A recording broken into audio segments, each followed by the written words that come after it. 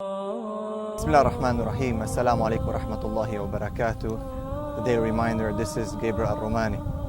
Brothers and sisters, there's a disease in the ummah. There's a huge issue that we are suffering from. There's a big epidemic that is hitting the youth, and that is the epidemic of pornography.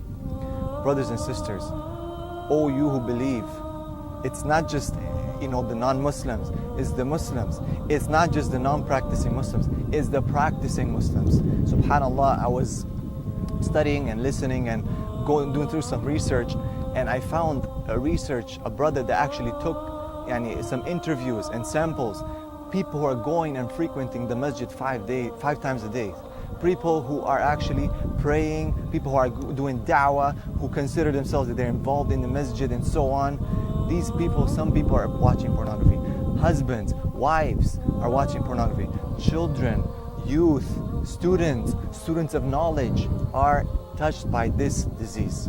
SubhanAllah, it's something that has really hit the heart. I was also doing some research. The top countries by name that are watching pornography are searching for the word sex, and a lot of them came to be Muslim. I'm not going to name those countries, but you can do a little research and you'll find that yourself on Google, based on the statistics of Google, the search engine. So SubhanAllah, I want to share with you two stories that have really hit me really hard, SubhanAllah. And this is something that is affecting, is splitting families, is destroying lives of people. People are losing their jobs, and not just that, people are losing their deen. You are watching something that is haram, you're watching some images, some videos that SubhanAllah are forbidden, and not just that it causes you to lose your deen, or SubhanAllah, as if there will be something little, but it's actually changing your psychology, the way you think about sex, the way you think about the husband-wife relationship, the way you see the opposite gender in reality. It's really rampant. It's changing a paradigm shift in the terms of homosexuality and lesbianism. So I want to share with you two stories based on this. Story number one, real story. And I'm sure a lot of the da'is and shuyukh can justify and can confirm this, that they actually themselves, from what I've seen reading the message, that they themselves received this message, or this person was asking advice from them in the end. This is a person the father of a young daughter, married, happily married. He says in his email to Sheikh Yasir Qadi and Yahya Ibrahim and other scholars, he says that I am a husband, I'm happily married, I have a beautiful wife and a beautiful child. And he said, but I was addicted to pornography to the point that it didn't matter what people are telling me. People told me, the shuyukh, the brothers I mentioned, were telling him to fear Allah, to do this, be careful, Allah's watching and so on. And I just didn't care anymore. There's a difference, SubhanAllah. Some people, they're into this, they're suffering, they're fighting with it, they're making tawbah, and some people just don't care anymore. So this person was of the second group. He didn't care anymore. He just wanted to do it, just wanted to watch it. And obviously this is associated also with masturbation, watching pornography. So he just wanted to do that, this act. And he said that my daughter came to me one day and she just wanted to play with me. She kept bugging me. But I was watching pornography. And SubhanAllah, he's watching, and his daughter's there. And he said, I kept going, I kept pushing her, go play.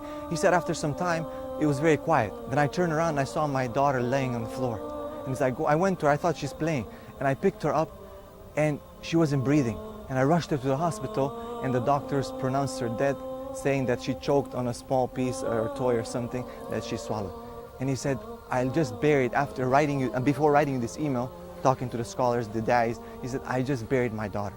And I just wanted to share with you. This person was depressed. This person was just in pain. So he just lost his daughter right now because he didn't pay attention to her, because he was busy with pornography. Brothers and sisters, this disease, this phenomenon is going to touch every single one of us. It's going to touch our families. It's going to touch our ummah. It's going to cause problems in our deen.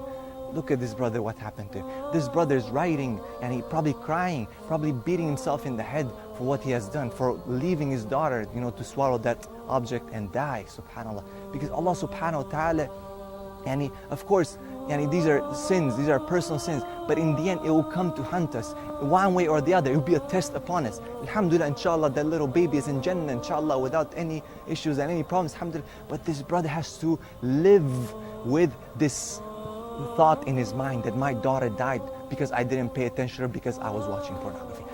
How will he face his wife? What will he tell his wife? What would he tell his wife, his family, his people when they ask him, what happened to your daughter? And imagine that, compare that embarrassment to standing in front of Allah subhanahu wa ta'ala day of judgment. And Allah subhanahu wa ta'ala is asking, Ya Ahmed, Ya Muhammad, Ya Aisha, Ya Maryam, what did you watch? Where were your eyes? Subhanallah. The second story I want to tell you is the story, again, it happened, I heard it from a friend of mine who was the friend of this person who himself said the story. He said that I was also watching pornography, and one day, as I'm watching at night, when everyone's sleeping, no one's, my daughter came to me, a little girl, 3 years old or so, very young, came to me, and she saw me watching it. And I was so embarrassed. And I looked at her, and she said, Ya Baba, oh father, ittaqillah, fear Allah. Subhanallah, a little 3-year-old is telling her father, fear Allah. He said, I felt so embarrassed. I never ever, not just because it's my daughter, but because she used those words, fear Allah. He said, I never return to pornography again. Brothers and sisters, this is not just something that we can solve in 5 minutes. This is not something that I can just tell you here over 5 minutes. Or I've dealt with so many people, so many brothers. I want to share, just before I leave you, something that a brother told me to tell you, a message to the people, to the viewers. This is a brother who is in da'wah. This is a brother who is he's shy, he doesn't want to reveal his name. But he said, please share this story with the people so people might understand this agony that he's going through, this fight that he's going through. This is a person who's making tawbah every day because he is caught in porn. He's actually, subhanAllah, converted to Islam. He is a new Muslim. And he is doing da'wah. If you would see this person, you wouldn't know. He's in the masjid, he's praying, this and that. He's a person who is calling to Allah. But he says, I'm suffering from this. He's like, I keep going back and over, but I keep making tawbah, I keep fighting. And this guy is like psychologically disturbed because of this. He's fighting. He says he has anxiety, his chest is paining, and so on. He said, he cannot deal with this. He somehow finds himself going back over and over to it. After Ramadan, fasting, this and that, somehow he falls back there. He goes for Umrah, falls back there. Subhanallah. So I talked to, I was shocked, I was shocked. This is a da'i, this is a person who's calling people to Allah subhanahu wa ta'ala. He says, please share this story. That it's not just the normal people, it's not just any person here. It's affecting the da'is, sometimes the scholars, sometimes the people of knowledge. These are people who are suffering from these huge problems. So brothers and sisters, I know that, you might see, well, it's bigger than this. Yes, it is bigger. It requires a lot of different elements to be tackled from. This issue cannot be solved just here.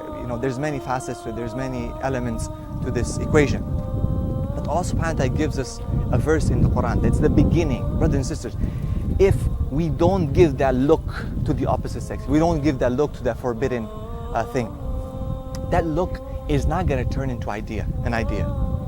That idea is not going to materialize into a desire. That desire is not going to materialize into a plan. That plan is not going to materialize into action. So Allah subhanahu wa ta'ala tells us in Surah Nur, in verse 30, أعوذ بالله من الشيطان الرجيم قل للمؤمنين يغضوا من أبصارهم ويحفظوا فروجهم ذلك أزكى لهم إن الله خبير بما يصنعون إن الله خبير بما يصنعون. Say to the believing man that they must lower their gaze and guard their private parts. It is more decent for them. Surely Allah is all aware of what they do. Brothers and sisters, this is the beginning. Lower the gaze. It's hard. Yes, it's a fight. Yes, as I said at the beginning, there's two different groups. The one group is the group that basically says,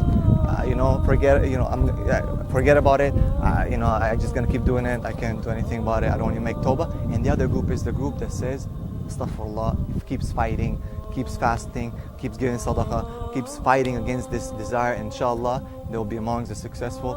Brothers and sisters, this is your brother Gabriel Romaani for the daily reminder. Assalamu alaikum wa rahmatullahi wa barakatuh.